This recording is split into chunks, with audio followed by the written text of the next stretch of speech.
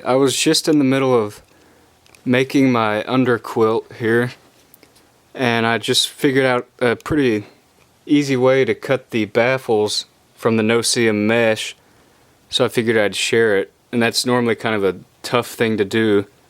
I know at least when I made my top quilt that was a real hassle. And if you don't know what a baffle is, it's basically a big piece of no-seam netting material that is stitched between two layers of fabric to keep the down in place. And this is one baffle I have already made, and I need to cut 7 of these out of mesh, and that can take a long time if you don't have a easy way of doing it. So I'll show you the way I just figured out, and it seems to work pretty well. I don't have any extra netting, so I'm just gonna demonstrate with this piece of ripstop here. Basically, you cut it to the length that you want. You can see here, just pretend from here to there is how long I want it, and I've already cut it. And then you basically just roll it up like you would a burrito. It's hard to do with one hand here, but I'll try to show you. Kind of like this. You want these edges to line up perfectly, and you want to make sure as you're rolling that there's no wrinkles going this way. You want to kind of do like this and get all the wrinkles out. You keep rolling, get the wrinkles out, keep rolling. This is harder to do with the no-seam, but you'll have 2 hands, so it won't be as hard as this is.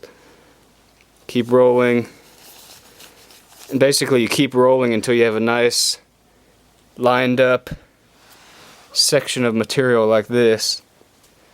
And you can take something like a book here, place it in the middle, and then slide it towards the edge here. That should line everything up and help take out some of the wrinkles that you missed. And then I have a piece of no-seam I've already rolled up here. It's got the edges all lined up, smoothed out all the wrinkles. Basically what you do is, if your edges are not perfectly straight, just take your scissors, snip a straight line through the burrito. As you can see I've done here. Just throw that out, and you have a nice edge to work with. Then you just take some type of measurement. For me, I'm doing 3-inch baffles, so I will measure in 3 inches here. Actually, let me set this camera up.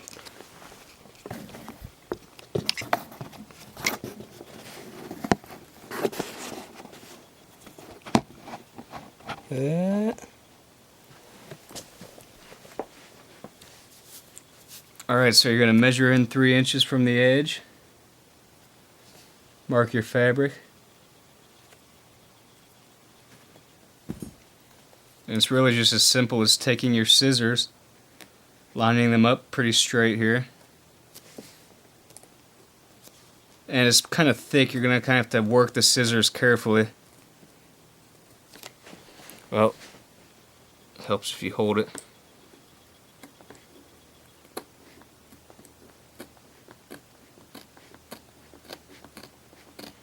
And you just pull through like that,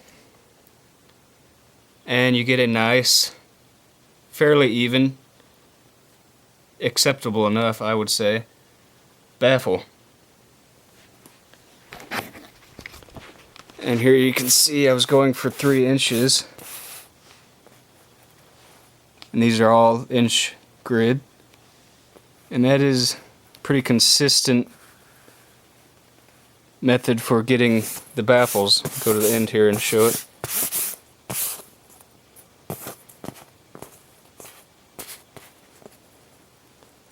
Yep, still pretty much 3 inches. There's some slight variation just because of the scissors and how you have to cut through so many layers. But really, I'd say for baffles, that's more than acceptable, by me at least. That's just a quick way I thought I'd share.